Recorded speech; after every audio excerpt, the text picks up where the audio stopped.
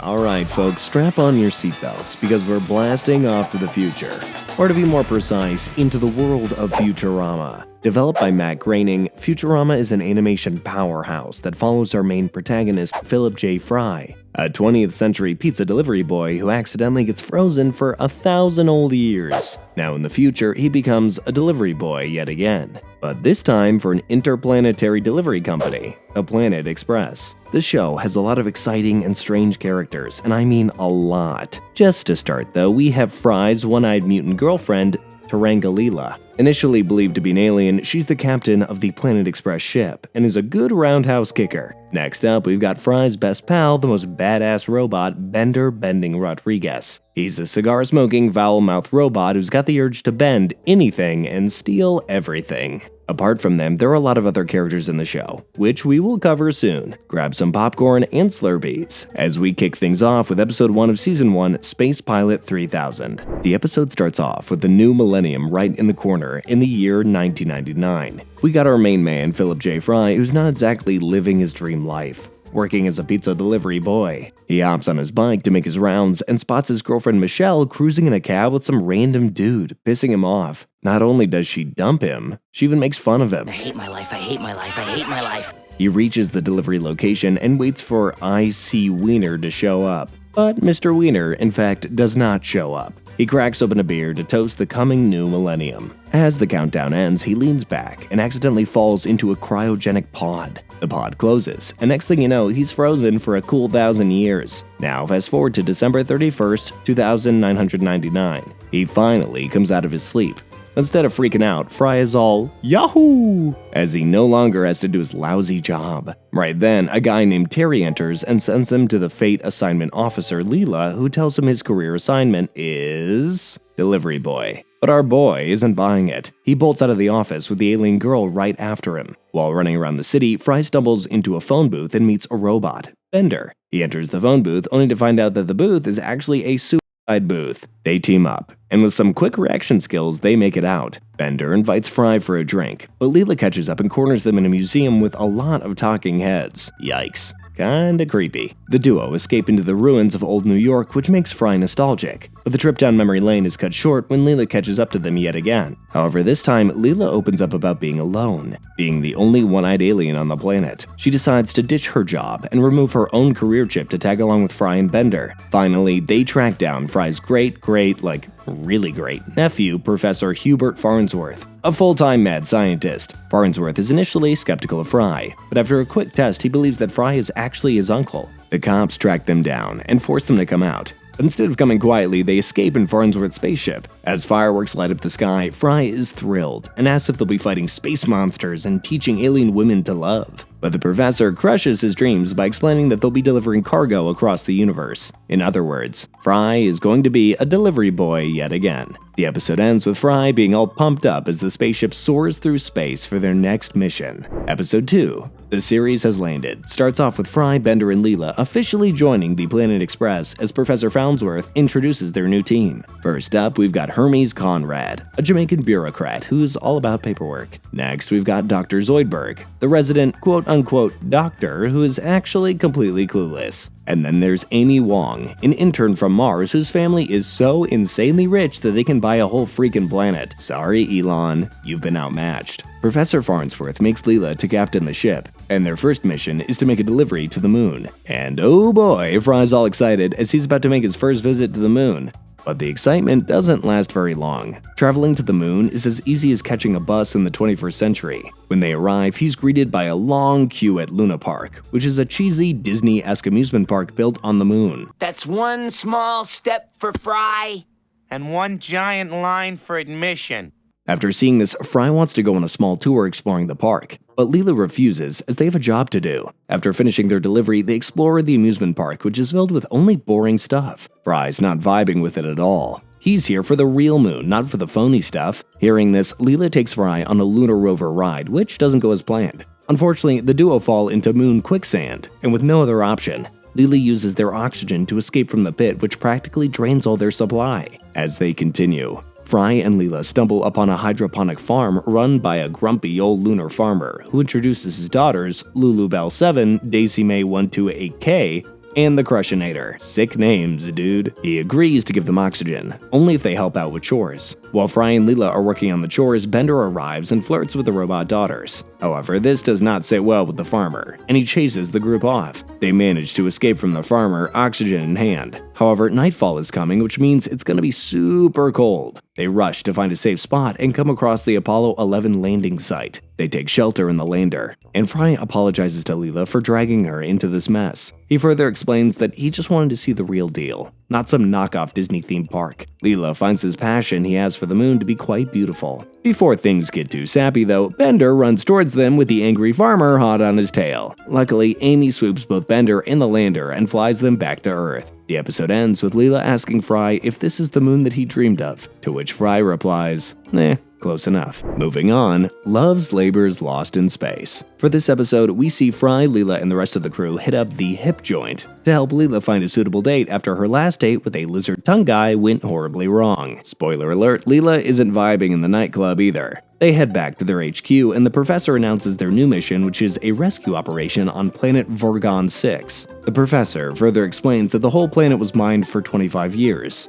Technically making it a giant space donut, and it's gonna collapse in 3 days. So Fry, Bender, and Leela are tasked with saving 2 animals of every species. As they near the planet, they find Zap Brannigan's ship, and Leela immediately recognizes it. Brannigan is a highly decorated captain, so the trio decide that he would be a big help. At first, Brannigan treats the trio very well, and even organizes a banquet. But once he hears about their travel to Vergon 6, he arrests them under Brannigan's law. Well, that was quick. However, Brannigan is infatuated by Leela, and wants to spend some time with her. So he sends Kif to get his lady love and tries to seduce her. At first, Leela pushes back, but eventually caves after seeing how pathetic he is, something which will haunt her later on. She wakes up next to Brannigan and slowly tries to sneak out of the room. The trio then head to the planet and begin picking up the strange-looking animals one after the other. As Leela checks them off the rescue list, she stumbles upon a small creature with a third eye. She immediately takes the little guy as her pet, calling him Nibbler. She puts Nibbler along with the other animals, and unbeknownst to the crew, Nibbler munches all the captured creatures one by one.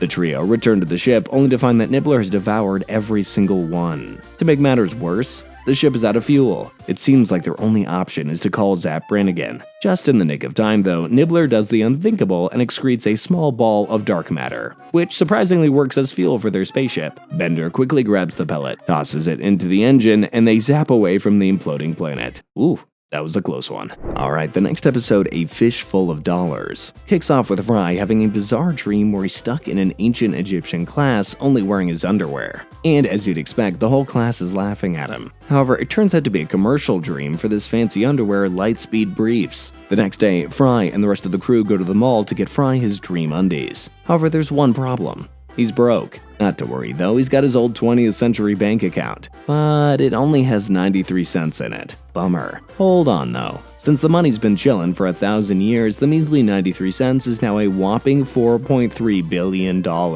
So what does any normal man who suddenly gets a lot of money do? Blow it on stuff that isn't important at all, obviously. And so Fry buys the Mona Lisa only to blast it off. You know, typical rich people stuff. While having a snack at Cosmic Ray's Pizza, Fry orders a pizza with anchovies. As it turns out, anchovies went extinct after Zoidberg's kin ate them all. But Fry will have his pizza topping, and manages to find some up for auction. Here, we're also introduced to a new character, Mom, an industrialist who is loved by many. Oh my God, it's Mom! That's quite rare, and she's got a serious interest in Fry's anchovies, believing the fish oil poses a threat to her robot oil business. Despite her continuous bid, Fry ends up winning. Mom is committed to getting her hands on these anchovies, so she sends her sons, Walt, Larry, and Ignar, on a mission to steal Fry's ATM card along with the PIN to make him bankrupt. They successfully knock him out and trick him into blurting out his PIN.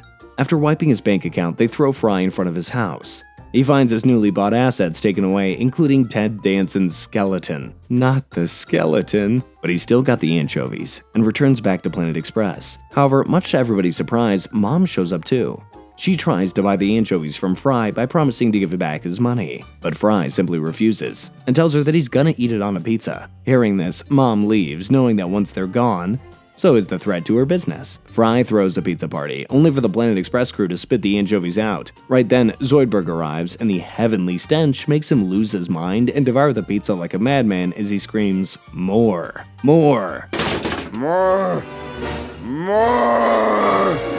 Moving on to episode 12, When Aliens Attack. We're back in the past, with Fry doing a regular pizza delivery to WNYW. But Fry accidentally spills the beer, which knocks single female lawyer off the air. He dismisses it with, "Like anyone on Earth cares." But little did he know, someone not from Earth definitely cares a lot. This is an outrage! Now, back to the 31st century Earth, the Planet Express crew are on a trip to Monument Beach where all the great monuments of Earth have been gathered by a supervillain governor. But their chill beach day doesn't last long, as the Omicronians, led by their ruler, Lur, destroys all the monuments and demands that the humans hand over McNeil. The president of the Earth, President McNeil, panics, thinking they mean him, and orders Zap Brannigan to lead a counterattack. After their epic failure of a defense, Brannigan heads back to Earth and decides to just hand over President McNeil. Lur vaporizes the president and tells Brannigan that they've got the wrong McNeil. He shows him a picture of the real McNeil, which Fry immediately recognizes as Jenny McNeil from Single Female Lawyer. The Planet Express crew start looking for the episode, only to find that all the videotapes were destroyed during the second coming of Jesus. Yeah, I'm serious, I'm not making this up. So, with no other option, the crew puts on a makeshift low-budget version of the show. They start the show, and Leela improvises a shocking twist where the single female lawyer proposes to the judge. Fry is pissed off and tells her that TV audiences don't like clever or sudden plot twists. Lur agrees, and threatens to destroy the world if they don't fix this hiccup. Seeing this, Fry throws together an ending where the judge dies, leaving Jenny as a single female lawyer once again. The Omicronians, finding this acceptable that the lawyer with the world's shortest skirt is still single, and decide to spare the Earth, rating the show a C+. The episode comes to an end with Fry getting back onto the couch, saying everything's back to normal, as the camera pans out to reveal New York completely in ruins. Yep, completely normal. Now moving on to season 2 with the episode I Second That Emotion. Leela and the rest of the crew are celebrating Nibbler's 5th birthday. However, Bender's not thrilled with Nibbler getting all the attention. Not only that, Bender's assigned to bake a cake for Nibbler, which only infuriates him even more. So what does he do? He flushes the furball down the toilet. Yeah, he really did that. And Leela can't believe it. They say a final goodbye to Nibbler by flushing a flower in the toilet while Bender laughs watching a show. By now, Leela has had enough and complains to the professor, who quickly slaps an empathy chip into Bender's head. With the help of the chip, Bender can feel everything that Leela feels, including the despair of losing her beloved pet. Actually feeling a little bit guilty, Bender flushes himself down to find Nibbler. Following suit soon after, Fry and Leela search for Bender. They finally find him in the sewer, struggling to do some repairs without a manual. Didn't have to come down here. I know, but I just miss Nibbler so much.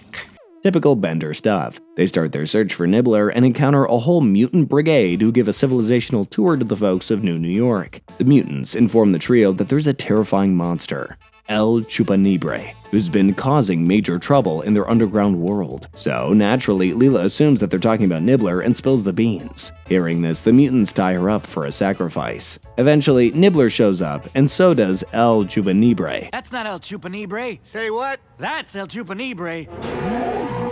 Fry jumps in to save the furball, but gets caught in a trap, leaving everything up to Bender. There's a problem. Since he's overwhelmed by Leela's fear, of course due to the pesky empathy chip, he's frozen and can't do what he does best. Bender teaches Leela to stop caring about everyone, including Nibbler, and boom, he's back in action. He fights the one-horned monster and flushes him down the giant sewer toilet. They head back to the lab, and Farnsworth removes the empathy chip from Bender's head. The day is saved, and the episode ends with Bender smoking a cigar and Leela realizing that being a little self-centered is actually kinda handy. Moving to episode 3, Ahead in the Polls, starts off with a presidential election race of John Jackson and Jack Johnson for the office of the world. After registering to vote, the gang head back to the office and find that the price of titanium has skyrocketed due to a mining disaster in Titan. Bender, who's always on the lookout to make quick money, decides to sell his 40% titanium body to the local pawn shop. He starts living lavishly with his head-only lifestyle, rolling in cash and acting like he owns everything. However, at the Hall of Presidents, a talk with Richard Nixon's head ruins the party and crushes Bender's dream of a head-only lifestyle. So the next day, Fry and Bender rush to the pawn shop only to find out it's already already been sold to some unknown buyer. Later, Leela, the head-only Bender, and the now very naked Fry, he sold his clothes to the pawn shop for $50, are chilling at Planet Express and find out that Nixon is somehow running for president again. But what surprises them is that Nixon is the unknown buyer and is using Bender's body to get around the rule of nobody can be elected more than twice. Clever Nixon. Very clever. Seeing this, the trio head straight to Washington, D.C. to stop Nixon and get their robot buddy's body back. They try confronting Nixon directly, but that doesn't work because Nixon's, well, Nixon. So they break into his room at the Watergate Hotel, and Leela manages to separate Nixon's head from Bender's body. But Fry accidentally wakes Nixon up, and he, ranting about his big plans for its future,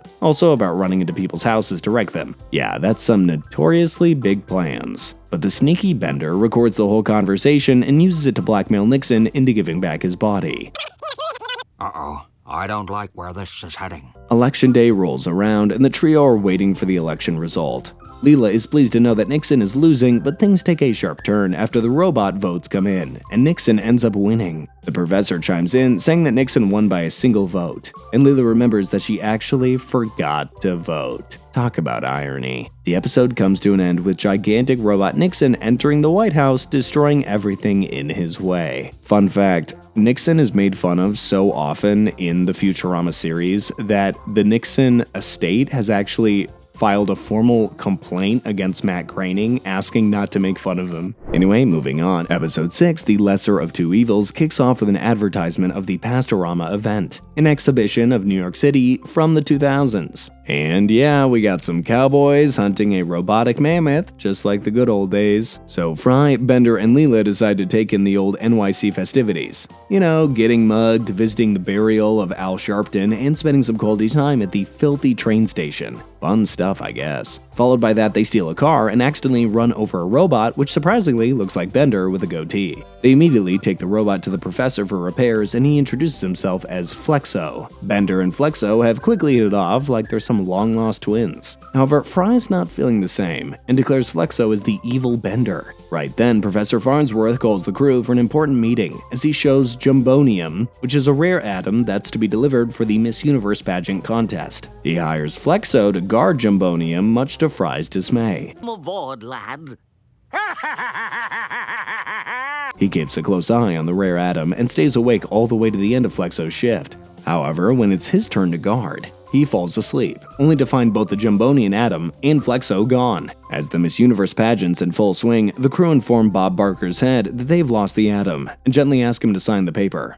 But Mr. Barker's furious and asks them to find it before he skins them alive. Well, that escalated pretty fast. Just then, they spot Flexo and rush to catch him red-handed. Both Bender and Flexo start brawling, forcing Leela to shoot at the overhead chandelier. As the planets start falling, the stolen Jumbonian pops out of Bender's chest compartment, revealing that Bender was the black sheep, not Flexo. However, in a plot twist, Flexo gets arrested instead of Bender due to how similar they look. The pageant contest continues as planned despite Bender and Brannigan announcing Leela as the winner, much to her shock. However, her happiness is short-lived as Brannigan reveals the real winner as Miss Vega, and Bender's still upset about his failed heist. Not today, buddy. The next episode, The Honking, starts off with Bender's uncle Vladimir on his deathbed. The news soon reaches Bender, and he takes the crew to his uncle's spooky castle in Thermostat. As per Vladimir's wish, the butler gets a meager inheritance, his son Tandy gets a $10 million fortune, and Bender, he inherits the whole family castle, which is a little spooky with graveyards and stuff. Hearing this, Bender's delighted. But there's a catch. In order to inherit the castle, he has to spend one whole night there. However, things start to get a bit strange, as Bender starts seeing backward blood numerals, moving painting eyes, and the ghosts of his robotic ancestors. Bender's too spooked and gets run over by a werecar. The next morning, Fry finds Bender in his badly battered state. At first, they don't take Bender seriously, but after Amy shows them the tracks, they believe that Bender is actually telling the truth. They head back to the city, and Bender's convinced the werecar is following him. But the next day, he finds himself at an impound lot soaking in transmission fluid. He freaks out and goes to a robot gypsy who drops the bombshell that Bender himself is actually the werecar. What? A werecar? She explains that every night, when his internal clock resets, he transforms into a werewolf, or a werecar. And the worst part is, he'll soon murder his best friend Fry. Spoiler alert, he won't. The only way to cure the curse is to track down and destroy the original werecar. With this new information in mind, they head back to Thermostat and start their investigation, which leads them to an old birdwatcher. followed by a robot girl, and finally Calculon, who reveals that he was hit by the original werecar 1,000 years ago. Explains that back when he was a car manufacturing machine, he helped to create the most evil car that ever existed, Project Satan. He used cursed parts like Hitler's steering wheel and Manson's turn signal. They're led to an abandoned Chrysler factory, where they find the original werecar Satan. The monstrous werecar goes after Leela and accidentally crashes into a furnace, melting him down and breaking the curse. Finally, Bender is back to being Bender. Moving on to episode 19, The Cryonic Woman. We see Fry and Bender decide to borrow the Planet Express ship for a teeny tiny ride around the world. The problem is the whole ship's still attached to the building by an unbreakable diamond tether. So when they take over the ship to explore the world, they drag the entire Planet Express building along with them. Along the way, they manage to make a complete mess of the Leaning Tower of Pisa and the Great Wall of China, before making their way back to New York. The professor's obviously furious and immediately fires the duo with Hermes' help. Since Leela left the keys in the ship, she also gets fired. Now with no money or job, Leela tries to get her old job by reimplanting the career chip. But she accidentally mixes up her chip with Fry's, which means our main guy is the cryogenics counselor and Leela's the delivery boy. At his new cryogenics job, Fry ends up waking up Pauly Shore, who is supposed to be defrosted in Hollywood, not New York. However, things get even wilder when Fry's ex-girlfriend Michelle emerges from a cryopod. What do you mean you don't know? Are you or not? Who wants to know? He takes her to the professor and introduces the rest of the Planet Express crew. However, she's not impressed and convinces Fry to freeze them for another 1,000 years. Fry agrees, and when they wake up, they find themselves in a post-apocalyptic wasteland surrounded by a bunch of strange-looking kids who take them in as citizens of their civilization. However, Michelle is still not satisfied, and she pushes Fry to take over as chief of the society. Fry takes on the current chief, Butch, in a death-rolling contest and actually ends up winning. By now, though, Fry is completely fed up with Michelle's constant nagging, so he decides to leave her behind. But much to Fry's surprise, it's still the year 3000, and the professor reveals that he and his ex-girlfriend were stuck in Pauly Shore's cryo tube. But when the transport crew realized that they got the wrong tube, they simply tossed him out of the ship. Guess what? Michelle's got a new boyfriend who's none other than Pauly Shore. Be it the year 1999 or 3000, some things never change. Episode 3, A Tale of Two Santas, kicks off with Walter Cronkite's head informing us about the bloodthirsty Santa and his antics during the last Christmas season. Unfortunately for the Planet Express crew, they're assigned to deliver letters to Santa's base at his death fortress on Neptune. Here, they're greeted by Santa's elves, who are called Neptunians. We're not elves, we're Neptunians. Leela rallies the Neptunians to take down Santa, but no one wants to volunteer. Except for one odd Neptunian. They sneak into the base and confront the robot Santa by using the classic paradox: if Santa is programmed to destroy the naughty, and killing is naughty, then Santa should destroy himself. Boom. Easy. The evil Santa explodes. But he returns back and mumbles that he can do this all day. The robot Santa pulls out a freaking bazooka and chases after the gang. In their escape, the evil Santa stops their ship, accidentally trapping himself in ice. Man, that sucks. With the evil Santa stuck, Bender has made the new Santa and the Neptunians get back to making toys. However, after being mistaken for the evil Santa and subsequently thrashed, Bender dumps the toys into a sewer and proceeds to sip a bottle of beer. Right then, the cops arrest him for crimes against humanity, and Bender is sentenced to be torn apart by giant magnets. Jeez. In order to prove Bender's innocence, Fry and Leela rush back to Neptune and free the evil Santa from the icy prison. He chases Fry and Leela and hitchhikes a ride on their ship. Now, at Bender's execution room, the Planet Express crew dress up as Santa and ask the executioner to stop Bender's execution. But the executioner's like, nah, he's bending today, as Bender begins to be torn apart by magnets. Luckily, the robot Santa bursts in and saves Bender. As surprising as it might sound, the robot Santa requests Bender's help to ruin Christmas. Bender's absolutely thrilled, and the duo go on a rampage, completely destroying the city. Now, at the Planet Express HQ, the whole crew are closely knitted to one another as Fry finds the true meaning of Christmas. Aw, that's very sweet. The episode ends with the robot Santa giving Bender an empty gift, which reads, "Play Santa again, and I will kill you next year," as he kicks him out of the sleigh. They say karma is a boomerang, and Bender got hit right in the head. So now we are back in the past in good old New York, as we see Yancey Fry, Fry's elder brother, showing signs of jealousy towards his newborn brother. Who is his newborn brother? Philip J. Fry, obviously. Back to the present future, Fry's having a bad day, as he loses nearly all of his money at the racetrack. Not only that, he also gets zapped by the electrical system while trying to save his last dollar.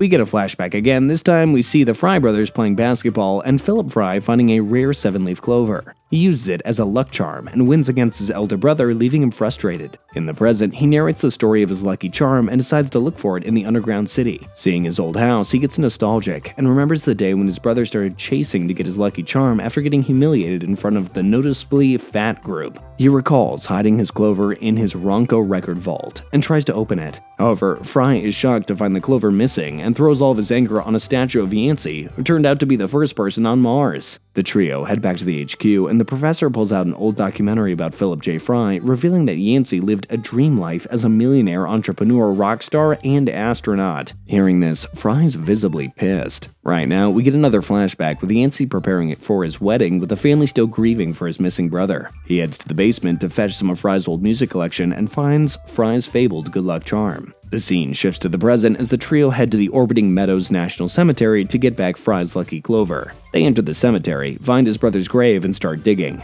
But as Fry clears some moss stuck on the tombstone, he finds an inscription. To his shock, the grave actually belongs to his nephew, who was named after him by his elder brother Yancey. All the millionaire, rock star, Martian stuff was actually his nephew, Philip J. Fry II. He can't believe his brother loved him and never stole anything from him. Instead, he actually remembered and honored his memory by giving his name to his beloved son. He returns the 7-leaf clover to his nephew's grave, as the episode ends with the iconic "Don't You Forget About Me" playing in the background as Fry walks away. Jeez, I'm sure there's not going to be any more absolutely heart-wrenching episodes, he said sarcastically, knowing some of these episodes are going to absolutely wreck me. Anyway, in episode 7, The Day the Earth Stood Stupid, planets are getting destroyed mysteriously, and the next in line is our good old planet Earth. After hearing about this, Nibbler starts panicking and runs away, forcing Leela to chase after him. As she follows him down an alley, she's confronted by a swarm of giant flying brains who start chasing her. She finds Nibbler pulling a spaceship out of a hidden hangar and asks to take her with him. While traveling in their teeny tiny spaceship, Nibbler telepathically speaks with Leela, revealing that he's actually a highly intelligent creature from a race of ancient aliens known as Niblonians. Okay, he's taking her to his home planet. But things aren't going great on Earth, as Fry finds that everyone is dumber than him today, which is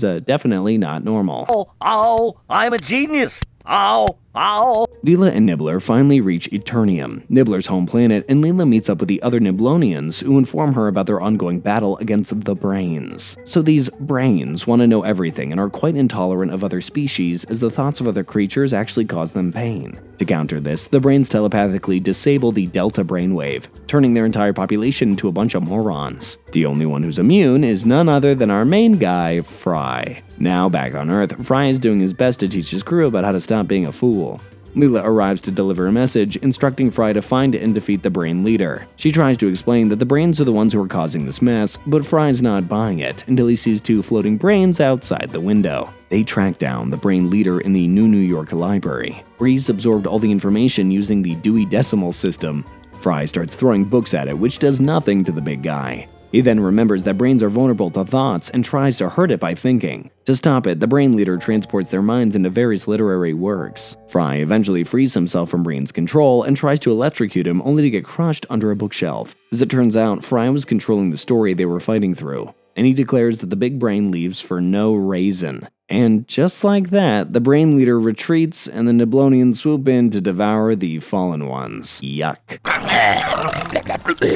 Diving into episode 9, The Cyber House Rules. We see a baby basket mysteriously appearing right in front of Planet Express. Fry, Bender, and Leela head out to check it, as Leela believes it might be an abandoned baby. However, it turns out to be an audio invitation to her old orphanage. At first, Leela's a bit hesitant, but decides to pay a visit to tell her success story. The trio join the party, and Leela finds out that the other orphans are not doing well, with many having lowly jobs or selling whatever falls out of them. Despite this, they still mock her. And in comes our hero. It's not Fry, but Adlai Atkins, a doctor who's also Leela's crush. They share a moment, and Adlai offers to give her a second eye, making her look normal like the rest. Leela undergoes surgery at Taco Bellevue Hospital, and Bender becomes father to 12 orphans after overhearing that he can make $100 per child from a government stipend. However, Bender realizes that the cost of taking care of the orphans is more than the stipend. So what does he do? He tries to get rid of them by selling them on the black market. Adlai and Leela, now officially dating, arrive wanting to adopt, and Bender's excited to get rid of all of them. However, his plans fall apart when URL and Smitty arrest him for child cruelty, endangerment for selling kids as food, and misinterpreting the weight of the livestock. Livestock? Bro is not beating these allegations. However, this doesn't stop Adlai and Leela. They find Sally being bullied for having an ear on her forehead.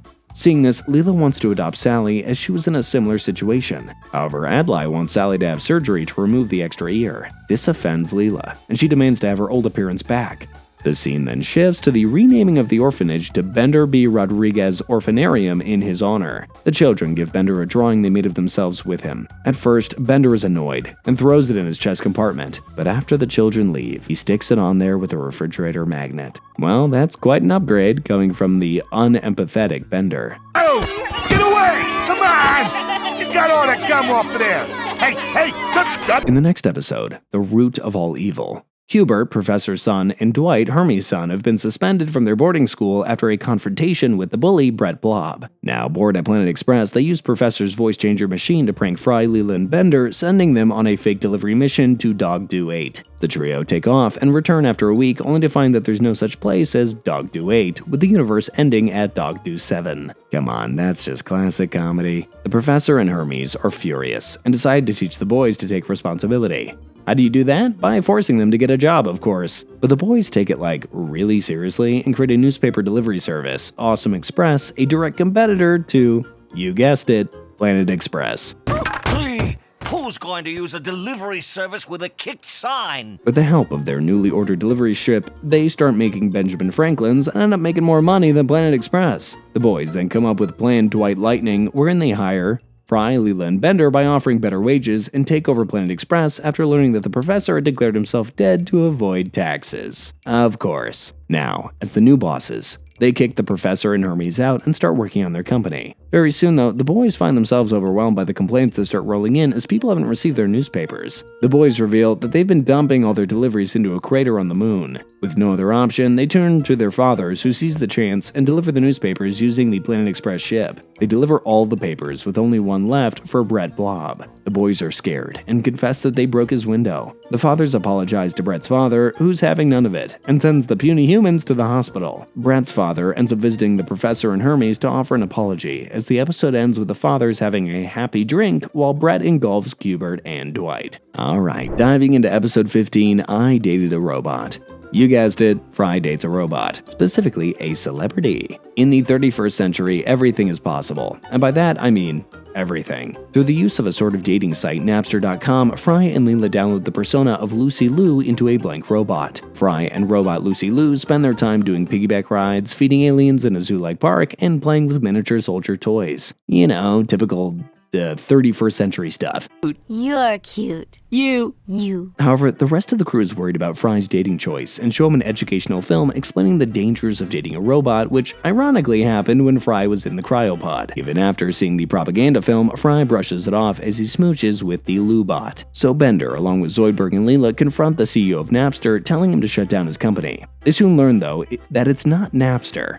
It's Kid Napster. In the back room, they find Lucy Liu along with other celebrities who were kidnapped to create illegal copies to sell it to customers. They rescue Lucy Liu's head, while the CFO of Kid Napster uploads a backup of Liu's personality, creating the erotic assassins. The robot Lucy start chasing them and end up in a theater where Fry's with his own Lucy bot. They hide in the projection room, and with no other option, Fry's Lucy bot sacrifices herself, causing the other Lucy bots to explode, and they pop like popcorn. The real Lucy Liu requests Fry to get rid of the Lucy bot, asking him to move on from his fantasy. With a heavy heart, he erases Lucy bot's memory, as she vows to never forget him. As Fry wipes his tearful eyes, he's glad that he'll at least get to know more about the real Lucy Liu. Plot twist, Bender and Lucy have fallen in love, and they kiss each other while Fry is completely disappointed.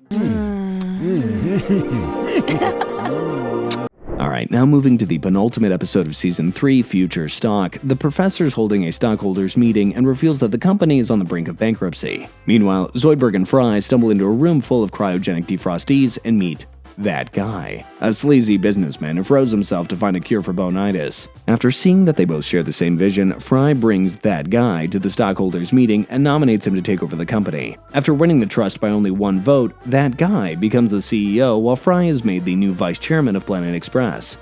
After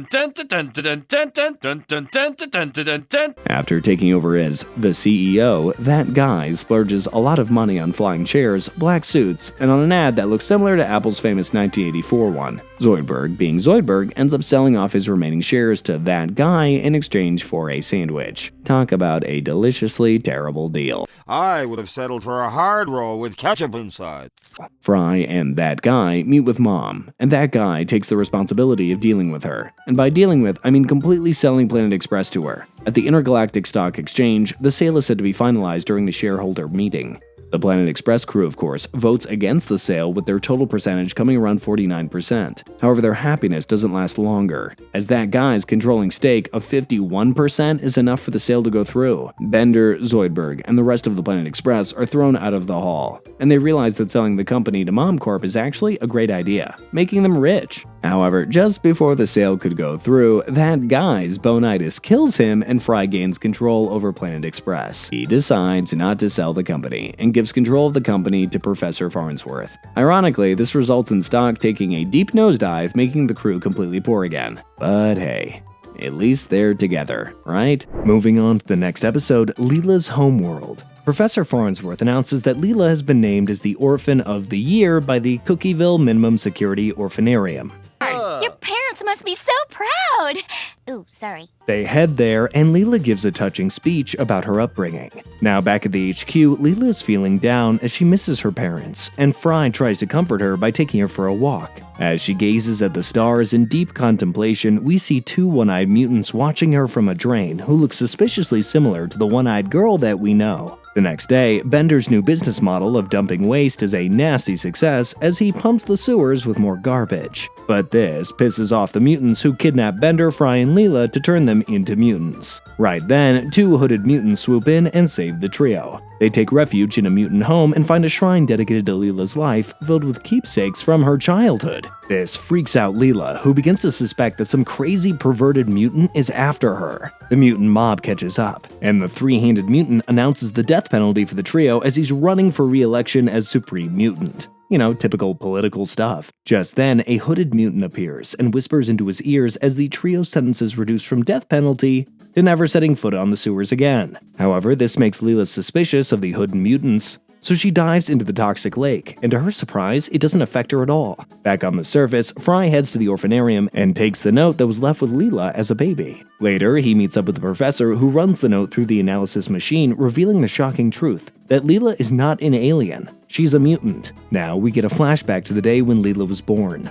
The midwife tells her parents that she is the least mutated mutant ever, which makes them think that the sewers are not for her. So they leave her at the orphanarium, hoping she could have a better life. Leela tracks the hood mutants down to the home with her shrine and points the gun at them for allegedly killing her parents. Right then, Fry crashes through the ceiling and reveals that the two hooded figures are her parents, Morris and Munda. Leela can't believe it. She gives a tight hug to her parents as the episode ends with a montage of Leela's parents secretly taking care of her from infancy to adulthood. Aw. Alright, it's Freedom Day. A day where literally whatever you do has no consequences at all. Be it punching your neighbor or bathing naked with a bunch of nutcases. You can do it all on Freedom Day. However, this reminds Zoidberg of his days on his home planet where he had to suffer for it. The crew had to hear Nixon's head speech, but before he could finish, Zoidberg celebrates the day by doing the most Zoidberg thing ever, munching the Earthican flag like it's a wafer. This shocks Nixon and the Earthicans. He is named a traitor and chased to the Decapodian embassy. Zoidberg is put on trial and the jury asks him to apologize for eating the flag. But the idiotic crustacean refuses, which leads to the jury finding him guilty. The scene then shifts to Zap Brannigan, the Earth's self-proclaimed genius, who decides to attack the Decapodian embassy. But they aren't too happy with this and launch a full-scale invasion of the planet. Within a matter of days, the Decapodians take over Earth and force the citizens to build a massive mobile oppression palace. However, Fry, Bender, and Leela have had enough and plan to get their freedom back. so they steal a heat-seeking missile and launch it on the moving mud castle. However, this turns out to be an epic failure since the palace is apparently cold-blooded just like the Decapodians. After seeing the cruelty of his own people, Zoidberg jumps into action and burns the Earthican flag. He then tosses it at the palace, which is just enough for the missile to lock in and destroy the mud castle. In the end, Zoidberg is forgiven and treated like a hero. As a present, he takes another bite out of the Earthican flag. Now that's a grand old flag. Moving on to episode 7, Jurassic Bark. We see Fry and Bender goofing around practicing their new magic tricks for the upcoming show. Right then, Fry notices the headline about findings of 20th century artifacts in the newspaper. Seeing this, Fry gets curious and heads to the Museum of Natural History wanting to know more about it, and finds out that the place they found is actually his old workplace, Panucci's Pizza, and also he spots his old dog Seymour. After seeing his fossilized dog, Fry gets emotional and demands the museum give him his dog back. However, the authorities are all like, nah kiddo, they kick him out of the museum. But Fry's not giving up. After 3 whole days of protesting, he finally gets his fossilized dog, and the professor tells him that he can actually have his dog back, running around like 1,000 years ago. Flashing back to the past, we see Seymour actually finding the frozen Fry at Applied Cryogenics. As he makes a lot of noise, Fry's parents are called, who take him back, completely ignoring that their son is right in front of them. Back in the present, Bender makes it back with the fossil after throwing it in lava and subsequently retrieving it because he felt bad. You know, typical Bender things. The professor reveals that Seymour was 15 when he passed away, which is a bit disappointing for Fry. He realizes that Seymour had lived 12 more years after he was frozen, and decides against cloning him as he believes that he might have moved on. However, this was not the case, as we see Seymour waiting outside Fry's workplace for the next 12 years waiting for his master to return. And one day, he finally closes his eyes and peacefully goes to sleep once and forever. Yeah, this one is pretty famous, even for people who haven't seen Futurama. It really tugs at the heartstrings. In the episode The Why of Fry, Fry is watching Nibbler and drowning in misery at Orzognax after being rejected by Leela. As he sobs of his sad story, the furry creature knocks him out and drags the unconscious Fry to his spaceship, taking him to his home planet, Eternium. Over there, he meets up with the Niblonians, who reveal Fry's genetic condition, which we already know from episode 7 of season 3, The Day the Earth Stood Stupid. To put it simply, Fry is immune from the attack of the Brains, who are an evil race that is all about sucking and destroying everything. They give Fry a quantum interface bomb to destroy the infamous infosphere. Once inside, Fry checks out the info desk and realizes that he can ask any question that he wants to know. What really killed the dinosaurs? However, he gets caught by the brain spawn, who reveal that he's the Fabled One, born to destroy them once and for all. Seeing this, Fry activates the bomb, ready to sacrifice himself for the sake of the universe. Right then, the brain spawn tell him that the Niblonians aren't really the good guys like they pretend to be, and suggest Fry to ask about the night of December 31st, 1999, the fateful day that he was frozen. Initially a bit hesitant, he finally caves, and decides to find out that Nibbler was the one who tipped him off the chair that led him into cryosleep. Seeing this, Fry is shocked and understandably upset, but before he can process it, he's sent to an alternate world along with the brain spawn. The brain spawn tell Fry that he can go back to the past and stop Nibbler from tipping him into the cryogenic pod. So he travels back to 1999, confronts Nibbler before he can push him into the cryopod. Nibbler apologizes, tells him that it's important for the future of the universe's survival. In the end, Fry realizes that the future and Leela are both worth saving, and he freezes himself. Now back in the present, Fry obliterates the infosphere. To prevent future trouble, Nibbler wipes Fry's memory and hands him a flower. Later, Fry offers the flower to Leela, who's touched, and gives him a kiss. In the next episode, The Devil's Hands, or Idle Playthings, we find Fry playing the holophoner horrendously to win Leela's heart. After humiliating himself in front of his teacher, Fry decides it's time to cheat, and Bender introduces him to the Robot Devil. The Robot Devil takes him to spin the Wheel of Robots to randomly choose a donor to replace his hands. However, the wheel of whatever does the Robot Devil dirty, as it lands right on him. Despite the initial protest, the Robot Devil switches his hands with Fry's, which goes absolutely well for Fry as he becomes a holophoner prodigy. He plays at the Hover Carnegie Hall, and plans to win Leela's heart with an opera commissioned by Hedonism Bot. Fry starts his opera, Leela, Orphan of the Stars, which is shaping up in the perfect way for Fry to express his feelings. However, the Robot Devil isn't vibing with the deal that he made. He wants his hands back. To do this, he first offers Bender an air horn to annoy people as much as he pleases. Bender, the buckethead that he is, uses this air horn on Leela, causing her to lose her hearing. I just wanted to annoy you. What? Oh, this is horrible! At the intermission of the opera, the robot devil offers Leela new ears in exchange for her hand. The second act begins, and the opera's going as good as you'd expect. However, the robot devil gets furious after Fry portrays him as a less flattering comedic weirdo, pissing him off. In a classic opera style, the robot devil picks up Leela and drops the bombshell that he'll take Leela's hand in marriage. Kinda clever, right? If Fry doesn't give up his hands. So with no other option, Fry trades back the robot devil's hands, and with it his holophoner skills go down the sewers. The opera turns into a disaster, and the audience storms out angry. But who would have guessed it? Leela stays behind and asks him to continue playing the instrument as the episode comes to an end with Fry and Leela's holographic image kissing as they walk together. Now, moving on to Season 5 of Futurama, which is slightly different from the other seasons as we get a full-on movie-style story instead of normal-length episodes. So without further ado, let's get started with the first movie, Bender's Big Score. And seriously, strap in because we got some crazy time travel shenanigans. It's gonna get complicated. It has been quite some time since executives at Box Network canceled the Planet Express's contract. However, the professor announces that these executives were just fired, so they're back and running. Hearing the good news, the crew start partying. But the celebrations don't last long as Hermes gets decapitated and squashed by the ship. They rush him to the hospital, and the repair guy, Lars Fillmore, puts his head in a jar. Immediately, Lars and Leela fall for each other, which doesn't sit well with Fry. Hermes' wife, La Barbara, joins them and tells Hermes that she's going back to her ex, Barbados Slim, leaving him behind. And so does the Planet Express, who head out for a new delivery in the Nude Beach planet.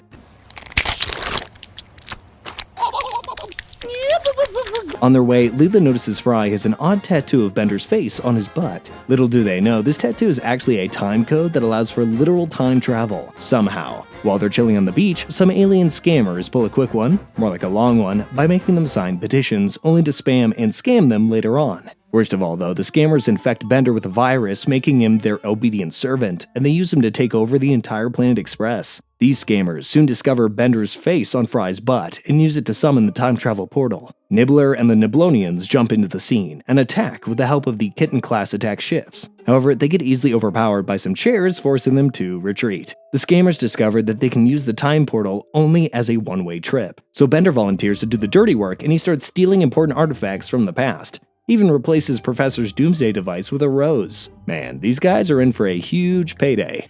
Sweetheart! Whoa! Meanwhile, Hermes is fed up with only having a head, so he has Bender go back in time to get a body replacement. The professor, along with the Harlem Globetrotters, find out that the paradox-free time travel is possible, but incredibly dangerous, eventually destroying all time duplicates. The scammers, who have now collected a lot of loot, decide to get rid of Fry to destroy the time code. In order to escape from his imminent vaporization, he uses the time code to escape back to 2000, and the scammers send Bender to kill him. After a long struggle and a lot of stalking, 12 years worth, Bender finally gets rid of Fry by blowing up Panucci's pizza and also turning Fry's dog Seymour into a statue. Now, back in the present, Bender informs the scammers, and they just proceed to wipe out his memory along with the time code. The crew holds a ceremony in memory of Fry, only for Fry to return at his own funeral. But I killed you in 2012! This is where things get really wild, so just bear with me here. As it turns out, the Fry that went to the past created a duplicate of himself, the one that was hunted by Bender. This Fry, the one at the funeral, was frozen himself with the original Fry from the main timeline. When the real Fry, which we saw in episode 1, woke up, the Fry who traveled to the past froze himself again for another 8 years, and that Fry is now in front of them. Does that make sense? Okay, now heading back to the 21st century, we see duplicate Fry working at Panucci's, hanging out with his family, and playing with his dog Seymour. Despite that, he still misses Leela, and watches a news report of Narwhal, Lilu, and decides to take care of the Narwhal, which reminds him a lot of her, so just keep that in mind for now. In the present, Nibbler decides to destroy the time travel code from Fry's butt, and the scammers leave him alone this time. Hopefully, that puts an end to any more crazy space-time stuff. Just kidding, that would be too easy. After a lot of dating, Lars and Leela decide to marry, and at the wedding, Hermes' head gets chopped off by a chandelier because, as you know, duplicates, including duplicate bodies, are doomed. Seeing this, Lars calls off the wedding, shattering Leela's heart. Soon after, Richard Nixon's head comes on to TV, revealing that he got scammed. And this time, they have to vacate Earth as the scammers have bought the whole planet. The crew is forced to live in the cold and harsh environment of Neptune. But they get an unlikely ally as Robot Santa joins in the cause to defeat the alien scammers. The final showdown begins, with the teamwork and Hermes who coordinate the attack. They manage to corner the scammers. So with no other option, the scammers resort to using the Doomsday device, only to find out that Bender has swapped it. The scammers get blasted off, and Bender is awarded a medal for his bravery and for his stealing skills. However, Leela's upset that Lars totally avoids her now. So Fry brings in Lars to talk with Leela, only for an alien scammer to ambush them. Lars tricks the scammer into exploding with a Bender duplicate that's set to self-destruct, blasting all three of them. The smoke clears, and Leela finds the time code tattoo on Lars's butt, revealing that Lars is actually Fry's duplicate. Flashback time again. As it turns out, when Bender fired at the pizza shop, Fry survived, and the blast only burned his hair, leaving him looking exactly like Lars. So he rushed to the cryogenic lab and froze himself for 1,000 years. Upon waking up, he took a job as an experienced feeder and finally met Leela in the hospital. Realizing that he was doomed to die after seeing Hermes' body getting squashed, he canceled the wedding to save Leela the pain of losing him to the paradox. Man, that is heavy. Anyway, Bender heads back to the past and sticks the timecode tattoo on the original Fry so that everything that just happened does in fact happen, thereby stabilizing the timeline. Whew, wow. As he returns back to the present, he brings a whole lot of different Benders from the basement. They randomly start exploding one after the other, ripping a tear in the universe as the movie ends in a cliffhanger. Well, so much for a stable timeline. Moving to the next season with the episode Rebirth. We see Fry walking into the lab like he's been hit by a lightning bolt. So just like any other sane person would ask, he asks the professor what happened to him. The professor tells him about their last adventure where things turned a bit messy after Zap Brannigan started attacking their ship, causing it to crash outside their building. Since the rest of the crew only had safety spheres on their heads, they're all skeletons. However, the professor is pretty chill about it. He's got a machine filled with stem cells that can be used to bring back the Planet Express crew. Bender's having a bit of trouble due to his fried power supply. So the professor stuffs a Doomsday device, forcing him to constantly party or he'll go kaboom. You must burn off the doomsday energy as Leela hasn't come out yet, and when she finally does, she's stuck in a coma, and Fry's totally heartbroken. In order to get out of his depression, he builds a robot Leela at Build-A-Bot, and uploads Leela's memories, which creates a duplicate of the original Leela. The duplicate learns of her robotic nature, so they take her and explain the fatal situation, showing her the comatose body. After failing to wake her up, by the most scientific approach, the crew decides it's time to say goodbye by feeding her to a cyclophage. That's quite a merciful goodbye. However, before the cyclophage appears, the real Leela wakes up, and things seem to go well until she spots Fry kissing her robot version. Right then, the cyclophage returns, forcing them to retreat to their ship. They return to the Planet Express HQ, and the two Leelas confront each other. Later, Fry gazes at the stars and explains his true feelings towards Leela. The real Leela eavesdrops on their conversation, and Fry patches things up with her. But the robot Leela's not having any of it, as the Leelas start fighting. Unfortunately, or maybe fortunately, Fry shoots at himself, revealing that he's actually a robot. And that's when the professor explains what actually happened on the accident day. He reveals that Fry actually saved Leela by putting his whole body in front of her, which left his body completely obliterated. Seeing this, Leela built a robot Fry, which ended up electrocuting him, erasing their short-term memory. The real Fry pops out, and the two robots shed their skin as they leave to live their lives. But hold on, we still got time to cover as the cyclophage returns to make Leela his snack. Bender's intense vibration makes him lose his eye, and the cyclophage gobbles him up. The Doomsday device in Bender's body explodes, and he emerges totally fine, finally free of the excess energy. The episode ends with the Planet Express crew celebrating with Brannigan finally emerging from the professor's machine with a wee. In this next episode, Attack of the Killer Ape, the crew get their hands on the brand spanking new iPhone. EYE, as an I. Clever. However, little did they know, Mom, the distributor of the iPhone, has malware installed on them that will make them into zombies who will buy anything from her company. The scene then shifts to Fry, who's jealous of Bender's recent social media fame as he's a lot of mindless zombies. Followers. He challenges Bender that he'll be the first to hit 1 million followers, and whoever loses will have to take a dip of the vomit and diarrhea of Mr. Chunks. Gross. However, things aren't going great for Fry, as Bender posts anything and everything, which instantly goes viral. Seeing this, Fry announces that he's not like Bender, who will stoop to such tactics for just some followers. But then he does the same thing and leaks a super embarrassing video of Leela talking with a boil on her butt, Susan. And yeah, Susan can sing. You have a boil on your butt that sings show tunes with you?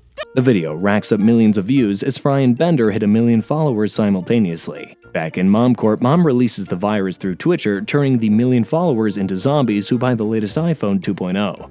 On the way, Leela meets Fry, who apologizes, and instead of getting angry, she thanks him for making her confident, as she doesn't have to hide her boil anymore. While they passionately talk and apologize to each other, the zombie horde moves towards the nearby mom store to get hands on the new iPhone 2.0. That's a very dystopian ending, but hey, at least Mom's loving it. Moving on to the next episode, the late Philip J. Fry, we see Bender keeping Fry up all night as he's quite busy with a fembot. And because of Bender, Fry oversleeps and misses Leela's birthday lunch. Feeling guilty, Fry tries to make it up by inviting Leela for dinner at the Cavern on the Green. However, this means that he has to skip Hedonism Bot's Girls Gone Wildest bachelor party. So what does he do? He rejects the offer, and Bender's left with the professor, who agrees to act as his wingman. However, when Fry was about to leave for the restaurant, the professor drags Fry to test his new invention, one-way time machine. The professor assures them that they'll be moving forward only by 1 minute. It's completely safe. Or is it? So Fry's all like, okay, and records a message for Leela before the professor takes them to the year 10,000.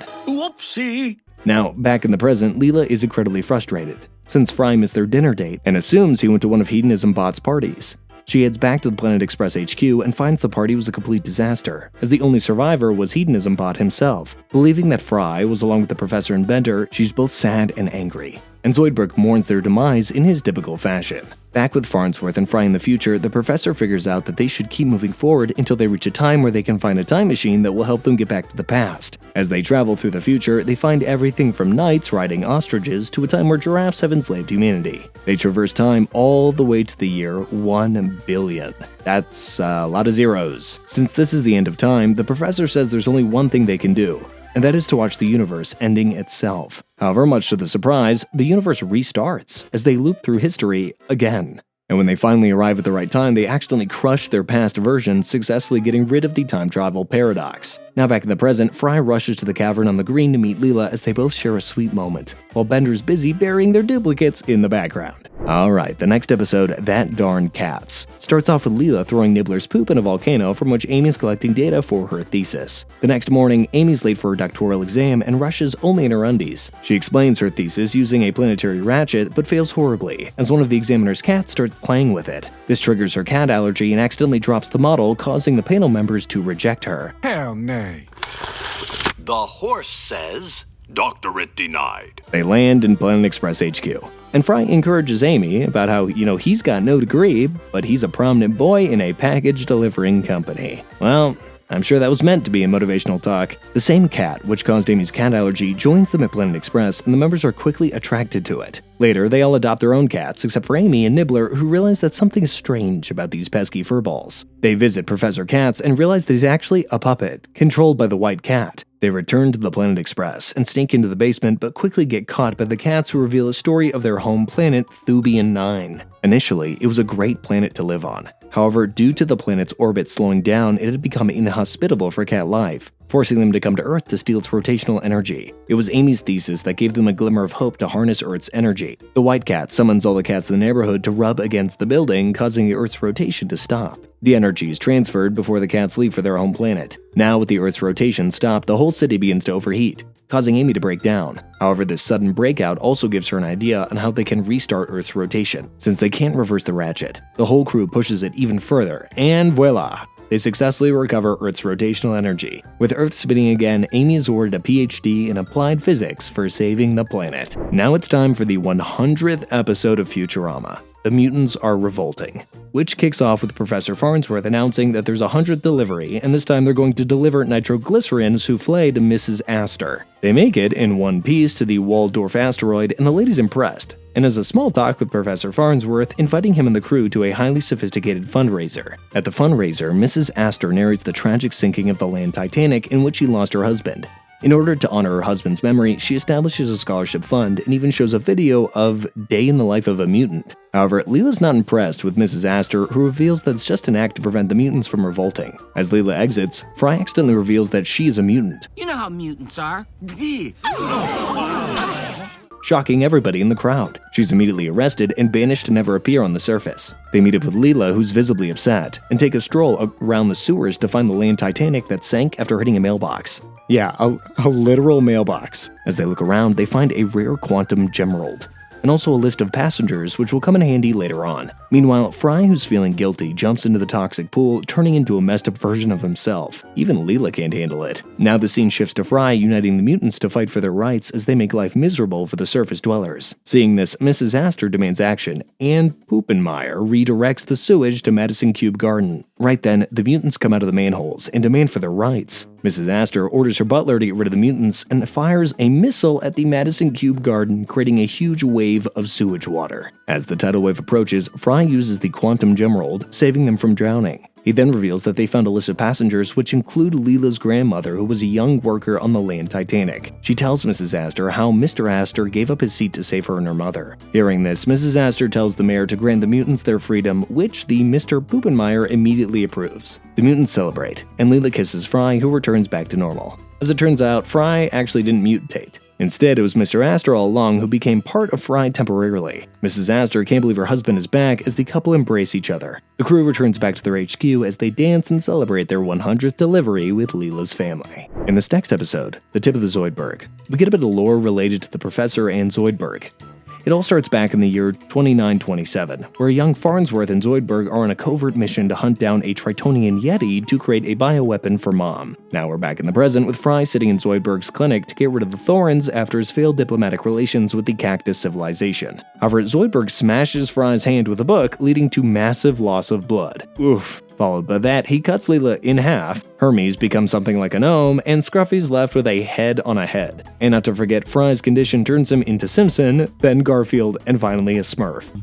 Oh, I hate Mondays. The entire crew is pissed with Zoidberg, and gang up to kick him out. Back to the past, Farnsworth and the rest of the soldiers fall into the methane swamp, giving them hypermalaria. Knowing that the entire mission will be doomed if they fail to hunt the Yeti, he takes his weapon and decides to take on the beast himself. As Farnsworth tracks down the Yeti, Zoidberg tags along, and they somehow take down the beast. With the Yeti dead, Farnsworth asks Zoidberg for a favor, asking him to mercy kill him when the hypermalaria kicks in. The flashback ends, and Farnsworth reveals that the time has come. He wants Zoidberg to fulfill his promise. As Zoidberg strangles him, the professor stops him, telling him that he wants to die in a surprising way. So Zoidberg tries to kill Farnsworth in every way possible, but he fails. Leela and Fry catch him in the act, so they lock him up, and the professor breaks the silence that he's slowly dying of hypermalaria and wants Zoidberg to do the final act. So the crew head to free Zoidberg, only to find him sand crabbing his way out. Zoidberg meets Mom and requests the Yeti's pineal gland to cure his friend, Farnsworth. Surprisingly, she agrees to hand it over for a coupon. Meanwhile, the rest of the crew create a highly complex killing machine called the Myrtleator to mercifully kill the professor. Zoidberg storms in, revealing that the professor doesn't have hypermalaria, but Yetiism. The professor turns into a Yeti, and Zoidberg feeds the pineal gland, only to turn him into a double Yeti. As the Professor Yeti approaches, the Myrtleator collapses, and when the dust settles, the professor emerges looking totally normal. The episode ends with Zoidberg being bummed about giving away his tanning coupon, but Farnsworth has got his back, as the two friends sand crab their way to the tanning salon. We kick off the next episode, Cold Warriors, with another trip to the past, the year 1988, where we see a young Fry along with his father going ice fishing. After this trip, Fry came down with a cold. As he fights with his brother, Fry sees a poster of Nerd Search 88,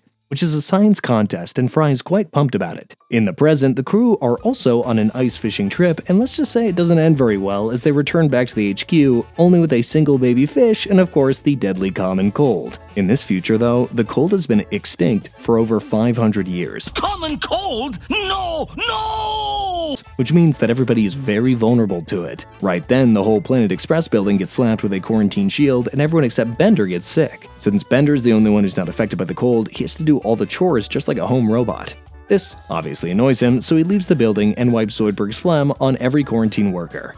And voila, the 99% of Manhattan is infected. The professor reveals that he can actually create a vaccine, but there's a catch.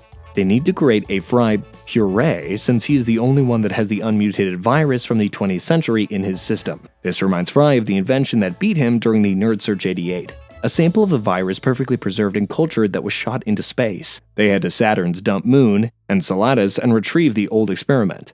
With this sample, the professor is able to manufacture a vaccine. In the end, Leela comforts Fry, telling him to be proud of himself. In a final flashback, Fry's father gives him a speech on tough love, telling him that he's confident that one day he'll make him proud. He offers Fry a jacket, saying he doesn't want him to freeze. Man, if only he knew. What a heartwarming ending to a cold episode. God, I'm good. Moving to the next episode, Overclockwise. We see Fry, Bender, and Q*bert getting hooked playing a video game which they eventually end up losing against Mom's sons. So not wanting to take the L, again, Q*bert overclocks Bender's processing power. And oh boy, it works like a charm, as he crushes Mom's obnoxious sons like it's nothing. The sons run back to their evil mother, who catches wind of Q*bert's overclocking and arrests the professor and him for violating Bender's license agreement. On trial day, the judge isn't playing around as he orders Bender to appear for the hearing. However, since Bender doesn't appear, the judge slaps a hefty $10,000 fine until he does. As the crew plan their next move, Leela announces that she's leaving Fry to become a space real estate agent. With Leela and Bender gone, Fry's devastated and decides to end his life by riding a barrel over Niagara Falls. Instead of dying, he ends up in a secret cave and meets Bender, who's now turned into an all-powerful entity. That was not worth $3,000. As the judge is about to give his judgment, Bender shows up and agrees to testify for the professor.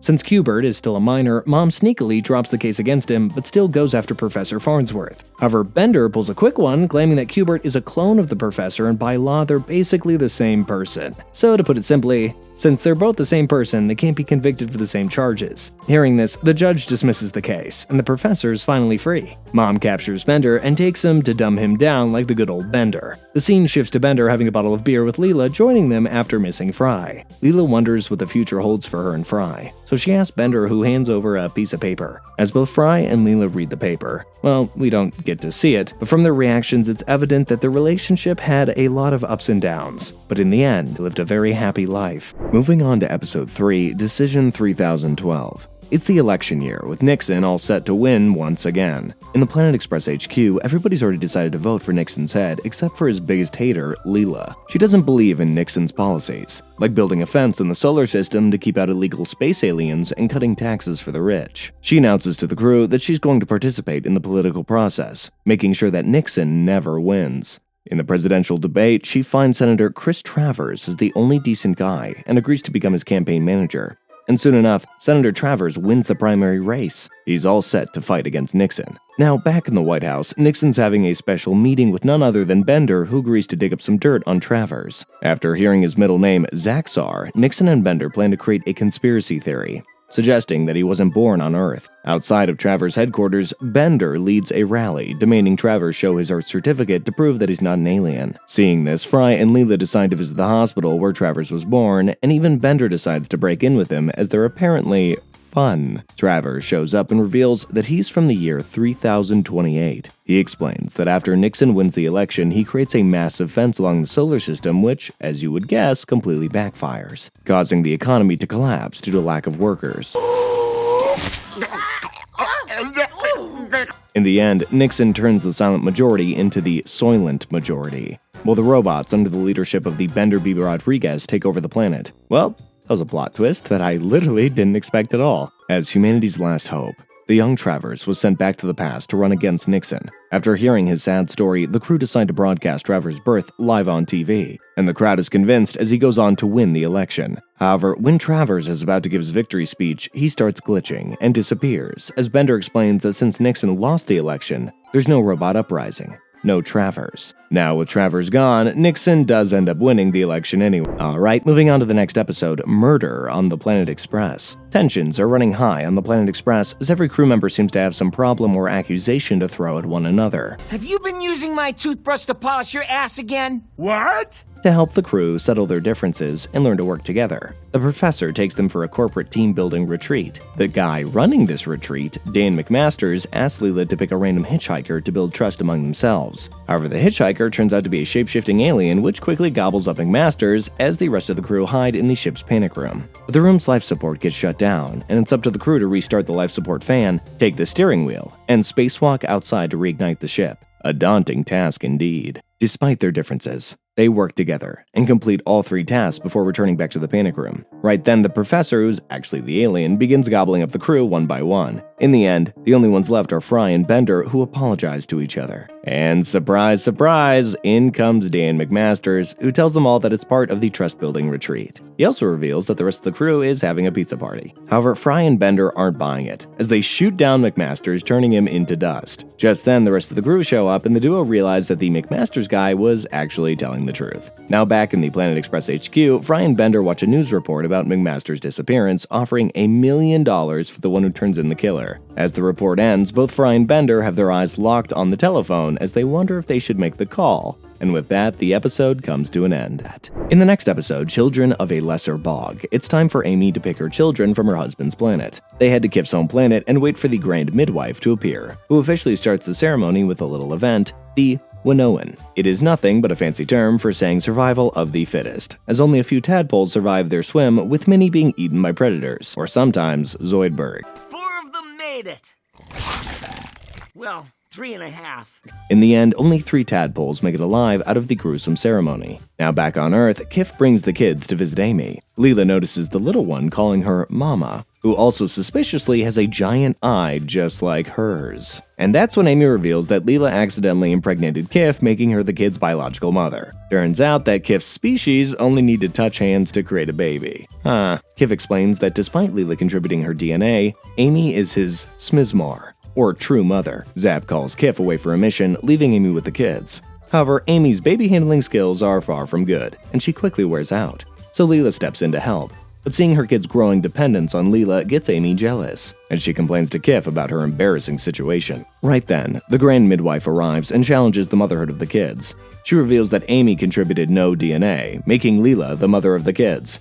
And yeah, there's also Scruffy in there, but don't ask me how. Scruffy's stuff gets around.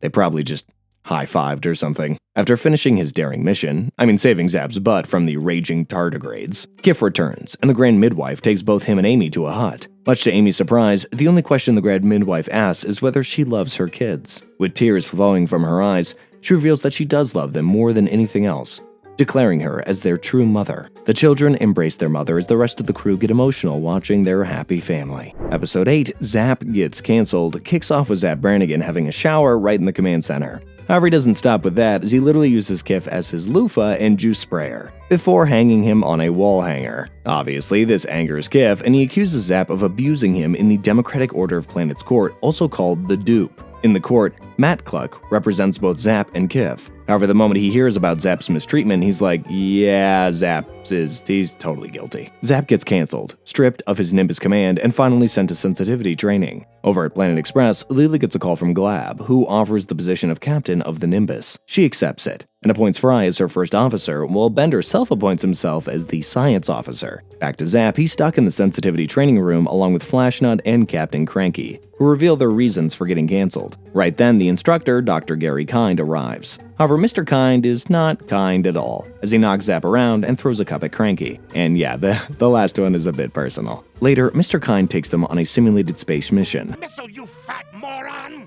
So mean. While Glab introduces Leela to the Nimbus, giving her the first mission as the captain. They land on the planet Tactilia and meet Queen Airy, along with other Tactilians. She takes them on a tour and shows off their air power plant, impressing Leela. Glab reveals her true purpose of visiting Tactilia, which is to sign a peace treaty that gives Dupe complete control of Tactilia's air supply. Meanwhile, Zap and his crew start attacking the Nimbus, thinking it as a simulated mission when it is not. They land on the planet, and Dr. Kind is revealed to be an evil botanical scientist. Dr. Kind threatens to poison the Tactilians with a durian, making the planet's air supply completely unusable for centuries. Seeing this, Glab orders Leela to fire on Dr. Kind, which she refuses to do. Even Zap refuses, saying that he's learned what is right and what is wrong. As Kind mocks them, he cracks open the durian. Right then, Dr. Kind's sensitivity training comes to an end, and Glab makes him the captain. Without a second thought, he orders the ship to fire, which instantly kills him. However, there's a chunk of durian still in the picture, and Leela rushes to prevent it from falling into the planet's main air source. She ends up catching it, and gets covered in durian smell, which even repulses the Tactilian queen. Now, back at Dupe headquarters, Zap apologizes to Kif, the Amazonians, Leela, and finally Dr. Kind. But he quickly gets sidelined by Glab, who awards Leela the Medal of Valor, and then kicks her out for disobeying orders. Whoop. That ended pretty quickly. So Leela's now back to the Planet Express HQ and is upset after being stripped from the Dupe captain position. But Fry cheers her up. And of course, in enters Zoidberg, who asks if he can lick the durian off of her, ending the episode. Moving on to the second episode of Season 9, The One Amigo. The younglings of the Planet Express work on everyone's favorite form of crypto, NFTs. The rest of the crew join in, and the kids explain how the NFTs work, which they don't quite seem to understand. And honestly, neither do I. However, after hearing that you can make a lot of Benjamins with it, Bender's all in, and decides to make his own collection. The kids help him start his digital art career, and soon his NFT collection is flying high as it makes a whooping $94. But for Bender, money is money, and is quite happy that some fool has bought all of his collection. However, as soon as he sees his collection in the Museum of Modern Art, or the MODA, he's pissed that they don't give a damn about the real him. Feeling disappointed, he leaves the Planet Express to start searching for his real purpose. Adios, carnitas bags! Now, in Mexico, he meets up with his robot cousin, Doblando Rodriguez, and also his grandma, Abulatron. After spending time with them, Bender feels like he's back at home. And Abulatron gives him a mysterious quipu that she stole from Bender's mother. Looks like stealing runs through Bender's blood, or more like Bender's oil. Meanwhile, the professor comes up with a plan using a miniature model to get Bender's NFT collection back. They sneak into the museum and enter the secure computer room with the help of Zoidberg's special Screech. The professor manages to swipe Bender's collection, however the kids reveal that he can't simply delete an NFT. There are millions of copies. Now back in Mexico, Bender participates in the deadly hoop game, which boils down to Doblando versus Bender. The two fight for days until Doblando intentionally trips and falls. Bender is declared the winner, and gives his victory speech thanking his family. However, what Bender doesn't know is the fact that the winner of the game actually gets sacrificed, and Bender, being Bender, refuses to accept the quote-unquote reward. But the referee simply kicks him into the pit, where he meets the ancient robot emperors. He tells them about his NFT situation and stuff, and they're all like, no, we don't really do that here. But after seeing the quipu that he's holding, they explain that only his quipu can do the god-level algorithm to get the NFT back. After knowing that he can do it by himself, he steals it and makes a run for it. He goes to the Planet Express HQ and hacks the blockchain to get his NFTs back. As the professor rejoices, thinking that they've finally beaten the MODA, the kids tell him that the museum still holds the picture. But Bender's satisfied, saying, I own the factors of a million-digit binary number that no one else can have. You know, just classic Bender stuff. Now to the final episode of the season, Otherwise. The episode kicks off with the Planet Express ship on fire as Leela accidentally activates the catastrophe mode instead of reclining her seat. Back at the Planet Express HQ, Farnsworth and Hermes are playing a game of Alien Scrabble as the ship crashes into the hangar. That explains it. Fortunately, everybody's fine. The ship is completely out of shape. Seeing this, Professor Farnsworth can't handle it, as he mourns his old Bessie and is taken to the graveyard of spaceships. However, there is no ordinary junkyard. At the bottom, there's a multiverse, which is as cool as it sounds. Just then, Zap Brannigan shows up and gives a musical speech dedicated to old Bessie as he leads the crew to take one final tour of the ship. The crew enter the old ship and reminisce about the good old days. Fry takes the loss the hardest, and he ends up passing out. The crew rush to save him from the imploding ship. However, it's too late, as the ship goes kaboom and sinks into the plasma water. The scene shifts to Fry, who wakes up surrounded by the crew, but he's still having flashes of his past, present, and future, which makes him believe that something is going wrong. Despite this, Fry gets ready to propose to Leela at the Vampire State Building, but he starts feeling strange that he's already done this before. He's brought to Zoidberg's clinic, who diagnoses him with déjà vu, and Farnsworth reveals his new AI-powered ship. But Fry is still upset, telling everybody that there's something important in the old ship. In the HQ, the crew watch a news report of a ghost ship, and Fry's convinced that their old ship is a ghost. So they head to the graveyard, and of course, Brannigan shows up again. They start fighting by activating the cloaking device, making them invisible. In the end, Fry, Bender, and Leela's ship manage to take down the Nimbus, which drowns in the plasma water. Zap and Kif join the crew, only to get attacked by an invisible ghost ship. Seeing this, Zap's made the captain, and the ship lasts for only 10 seconds as the hull gets seriously damaged. With the ship literally about to explode, Fry and Leela start exchanging their vows, with Zap as their officiator. The new ship explodes. Surprise, surprise, the ghost ship turns out to be the whole crew in old Bessie. As it turns out, they actually managed to survive by navigating through different timelines while repairing the ship. Fry thanks the crew for saving him, and gives a picture to Leela of him and her as an old couple, suggesting that they've got quite a future ahead. And with that, Season 9 comes to an end. I hope you guys enjoyed the show. If you did, feel free to drop the name of your favorite character of the series, along with the reason why you like them. Also, make sure that you've subscribed to our channel, so that you don't miss any future videos. Have a great day, and I'll see you next time. See ya!